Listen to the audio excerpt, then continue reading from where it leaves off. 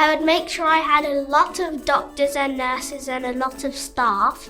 So if any of them fell ill, then I would always have other ones. I would probably look around and eat all the foods.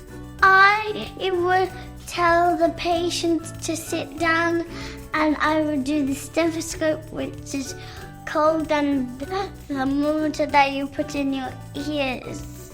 Yeah, I would organise a big football match. I would tell the doctors to carry on what they're doing, but do it for more and more patients. I would make the hospital into a mansion where I can live.